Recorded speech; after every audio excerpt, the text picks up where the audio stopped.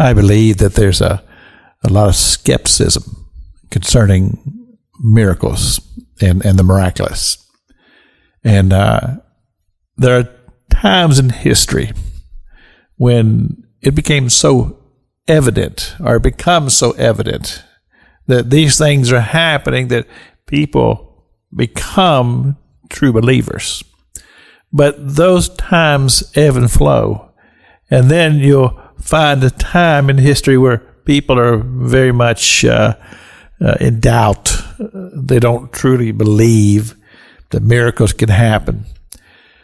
And so when you would go into a city like Philip did when he went up to Samaria, and he encountered a culture that was steeped in idolatry, and they were being influenced by sorcerers, people who, I guess another way to put it would be witchcraft.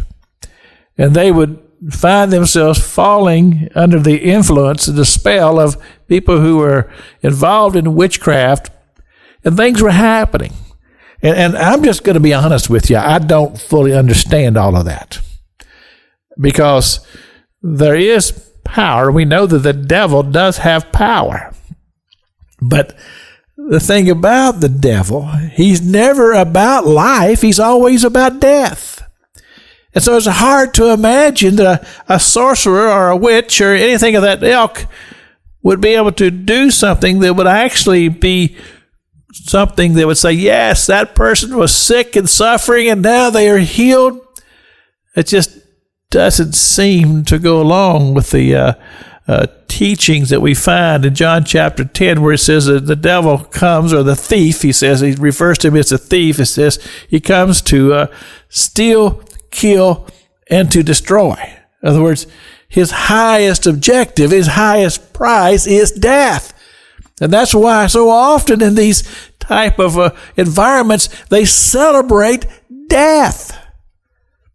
And so here in Samaria, before Philip showed up, this was the culture, a culture of death, people having power and influence over the people by doing miracles.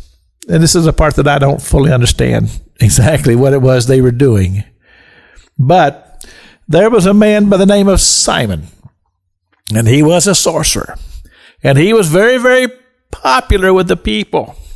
And the people would say that he is the great power of God. This is what they were saying. This is what they were proclaiming about this man named Simon. He is the great power of God. And he had much sway over the people.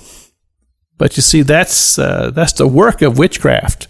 The work of witchcraft is power and influence, able to persuade people and to have control over people.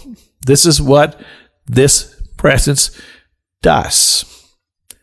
Well, when Philip showed up and he began to preach Jesus Christ and the power of his resurrection, well, it kind of ruffled the feathers of those who had previously had the power and the authority.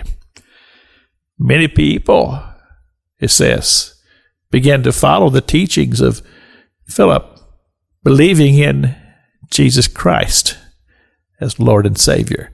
This is Pastor Jack King with the gospel on the radio broadcast.